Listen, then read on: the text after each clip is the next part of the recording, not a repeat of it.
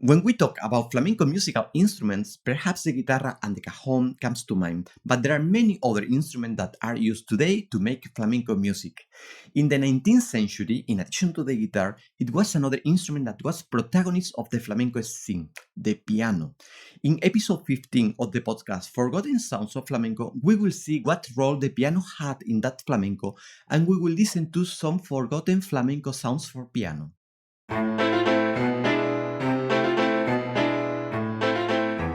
Sounds that once were listened. Sounds that once were enjoyed. Sounds that once were danced. Sounds relegated to oblivion. And yet, there is still something we can do for them. Let us summon them. Let us summon them. Welcome to the podcast Forgotten Sounds of Flamenco. My name is José Miguel Hernández Jaramillo, and I invite you to enroll in this journey through the sounds, stories, spaces, and people that were part of the 19th century flamenco.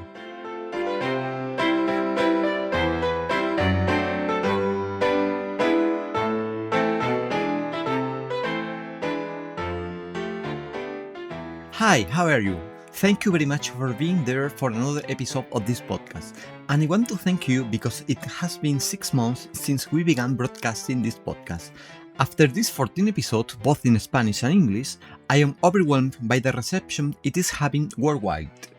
The number of followers and audience has increased at an average of 40% per month, more than twice as expected. We have been many days in the first place of audience rankings. For example, in the category of podcasts about music history, we have been number 1 in Spain for many days. We have been number 4 in Malta, Mexico and Japan, number 5 in Australia, number 6 in Switzerland, number 18 in the Netherlands, number 21 in the UK, number 28 in Canada, or number 69 in the USA. I also thank you for the lovely messages I receive almost every day. So thank you so much. By the way, if you have not yet subscribed to this podcast, you can do it on Spotify, iTunes, iVoox, Google Podcasts, or on the YouTube channel Sonidos Olvidados del Flamenco Creativa, where in addition to listening to it, you can see extra video contents and see links related to each episode that I leave in the description. In this episode, we will discuss the piano as a flamenco instrument. Usually, when we speak about flamenco musical instruments, the first thing that comes to mind are the guitar, the cajón, or even the castanets. However, other musical instruments are currently used in flamenco, such as electric bass, flutes, violin, double bass, Indian sitar, harmonica, bandoneon, drums, or our protagonist of today's episode, the piano. Nowadays, incredible pianists are performing flamenco artistic proposals in a dimension that fascinates me personally. In this episode, I want to tell you how the piano has been a fundamental part of flamenco since the beginning in the 19th century. As I always say, to understand what the flamencos of our great-great-grandparents was like, the flamenco of the 19th century, we should not think of it as a static and homogeneous art, but rather as what it was, a phenomenon transversal to different Spanish social groups, therefore diverse and heterogeneous. As we have seen in previous episodes, the flamenco performed in the most humble neighborhoods of Andalusian towns was different from the flamenco performed in the best theaters of Spain, and not only theaters in Andalusia. And of course, the piano could not be present in all these performance spaces, but it was the protagonist in some of them. As you probably imagine, having a piano at that time was outside the reach of all people. Only those with certain economic solvency could afford it. On the other hand, piano teaching was based mainly on the reading of music, for example, in scores, which is another limiting factor in terms of access and practice of this instrument. These factors meant that the piano was restricted to domestic environments and to stage music, such as theaters or concert restaurants. If we look at some photos and paintings of the concert restaurants at the 19th century, we will see how in some of them a piano appears.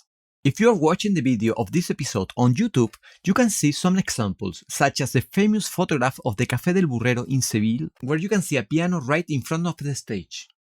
Other musical instruments such as guitars, bandurrias, lutes, cornets, or violins, to mention a few, were the protagonists in different kinds of spaces, where the piano could not be carried, such as in the streets, in taverns, pilgrimages, etc. We are going to listen to a flamenco composition for piano from 1878 entitled La Cantadora Flamenca or La Cantadora Gitana, because on the cover it appears the title as flamenca and in the beginning of the score appears as gitana or gypsy. The subtitle of this work is Serranas Flamencas, and it was composed by Ángel Rubio, an impressive composer. Although his works were very successful at his time, today he is one of those musicians unjustly almost forgotten. Ángel Rubio wrote many flamenco pieces, among them these Serranas, which if you listen carefully, you will see that it already has many of the musical structures of the Serranas that are still sung in flamenco.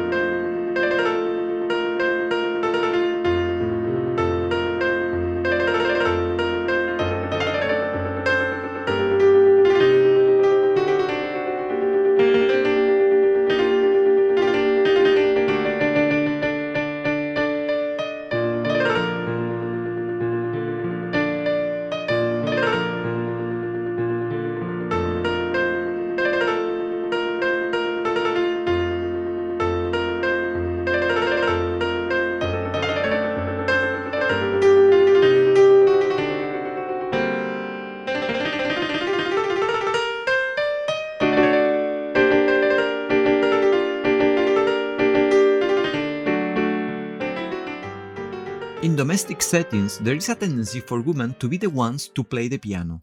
Suppose you remember the TV series of that time, the ladies of the house, that is, the owner's daughters, who used to receive musical and piano training, and people used to ask them to play something in the piano or even sing.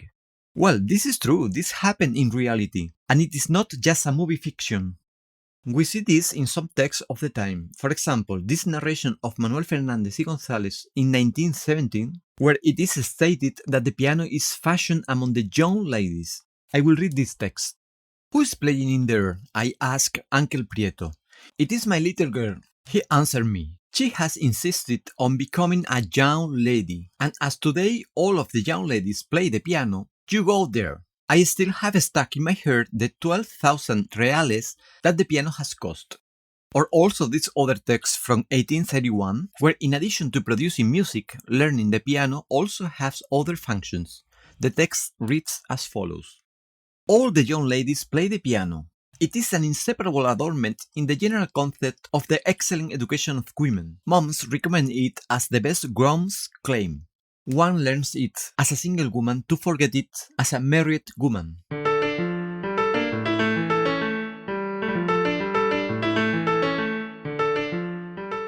We are listening to another of the flamenco pieces that could be heard in those houses and dance halls. It is a soleá published in Seville in the 1880s, composed by Federico Liñán from Cádiz.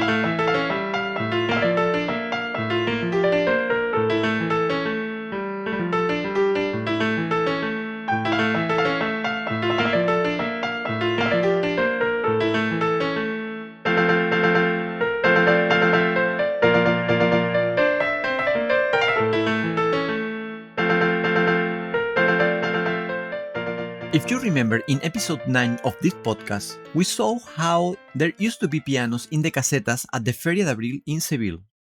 In those last decades of the 19th century, there are references of the presence of pianos not only in Sevilla Fair, but also in other towns, such as this description of the Écija Fair in 1883. The nuisance would be remedied with the placement of tents, because they constitute a city in camp, let's say in this way, where the music lovers emigrate to the pleasure, where the piano and other instruments are taken, and where the hours are spent pleasantly, animated by the rhythm of the cadence habaneras, the sentimental petenera or malagueña, and the divine and inspired melodies of Bellini, Meyerbeer or Donizetti. Or this other one of the Fair of Chiclana in 1885. Already at 12 o'clock, when that was coming to an end, a girl from San Fernando, who must have passed through heaven before, sang some peteneras on the piano. As I mentioned before, the limitations of owning a piano restricted its practice to a tiny percentage of the population. On the other hand, these rich sectors were consumers of scores, which greatly encouraged the publication of flamenco music and therefore stimulated its composition.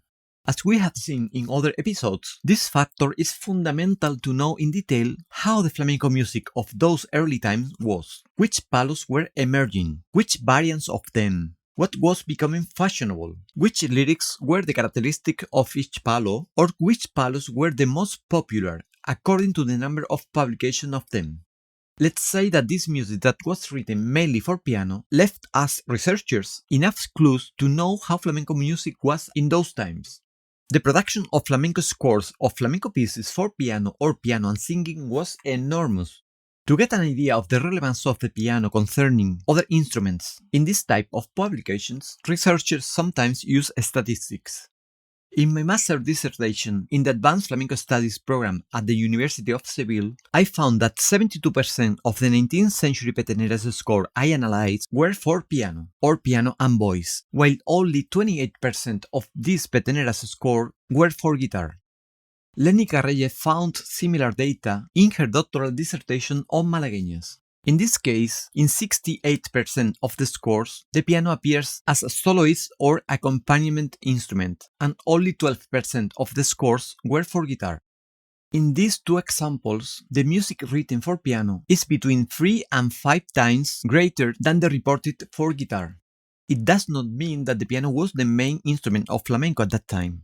In the doctoral thesis of Lénica Reyes that I have just mentioned on the malagueñas of the 19th century, of the 640 documentary references that she analyzed, in which there are references of the instrument used to perform malagueñas, 44% refers to the guitar, 12% to the piano, and the remaining 44% to other instruments, such as bands, orchestras, harps, mandolins, violins, cornets, etc. Therefore, we see how, for malagueñas, the guitar is generally in the majority. However, the production of scores for piano is higher than for the guitar, and it confirms what I said at the beginning, that flamenco performed on piano was predominant in the rich sectors of the population, who were the consumers of these scores.